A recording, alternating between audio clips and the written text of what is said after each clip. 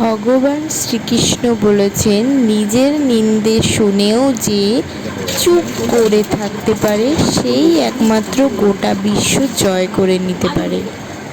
আর আমিও তাই, কে আমার ব্যাপারে কি বললো না বললো, নিন্দা করলো, সেগুলো শোনা ছেড়ে দিয়েছি।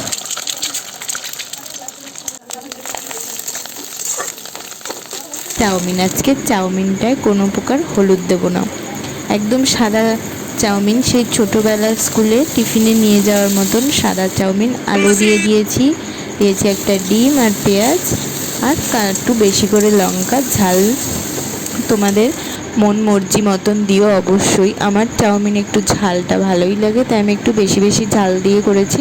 আর সাথে নিয়ে নেব সস। তোমাদের সাথে কথা বলতে বলতে এই যে আমার চাউমিনটাও রেডি হয়ে গেল। এখন আমি চলে এসেছি ঘরে, খাওয়া দাওয়া হয়ে গেছে, এরপর রান্নার জোগাড় করতে হবে। তার আগে শ্রেয়ানের সাথে একটু খেলা করে নিলাম। দেখো কিভাবে আমার নাক খামচি দিচ্ছে, আমাকে বলে না, সবার সাথেই এরম করে, এখন খামচি দেবে, কামড়ে দেবে। তো তারপর বাবা নিয়ে এসছে বাজার, এনেছে মাছ আর ডিম আছে, এখানে অনেকটাই দিয়েছে তেল। তো এগুলো ভাজবো আর মাছের ঝোলটা করবো, আর ওদিকে কলমি শাকটা করবো, ব্যাস এটাই হলো আমার রান্না। তো এই যে এভারেস্টের জিঞ্জার গার্লিক পেস্টটা ফার্স্ট টাইম আমি আজকে দিচ্ছি রান্নায়, জানি না কীরম হবে, হাতে একদম সময় ছিল না, সেই কারণে এই পেস্টটা দিয়েই রান্না করে ফেলেছি।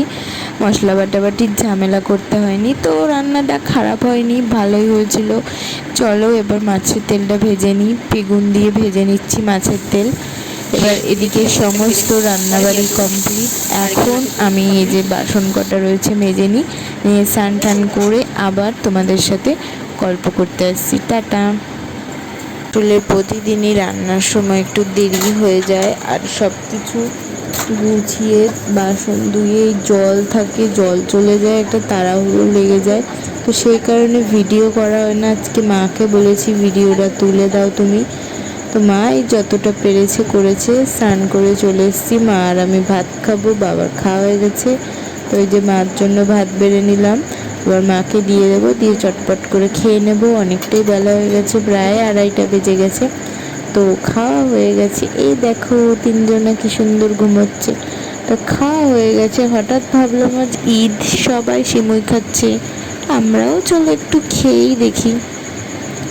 তো এই যে বাড়িতেই বানিয়ে নিলাম সিমুই। তো দুধ বলতে গুঁড়ো দুধ ছিল, গরুর দুধ ছিল না, যেহেতু বাবুকে খাওয়াই তো ওখান থেকে নিয়ে ওকে খাওয়াতে হবে, তো সেই কারণে গুঁড়ো দুধে পুরোটা করেছি, যা হয়েছে আর কি। তো এটা যেহেতু ভাজা সিমুই, আগের থেকে ভাজার কোনো টেনশন নেই, সামান্য একটুখানি দুধটা গাঢ় করো আর ব্যাস সিমুইটা দিয়ে দাও, তাহলেই সুন্দর সিমুই হয়ে যাবে। আর হালকা একটু ড্রাই ফ্রুটস দিয়েছিলাম, কিশমিশ কাজু, ব্যাস এটা রেডি। এটাই রাতে রুটি দিয়ে খাওয়া হবে। আর এই যে বিকেলবেলা আমার বাবাটা না বাড়ি থাকতেই চায় না, তো ওর জন্যই আরও বেরোনো। আমার ভিডিওটা কেমন লাগলো অবশ্যই কমেন্ট করে জানিও।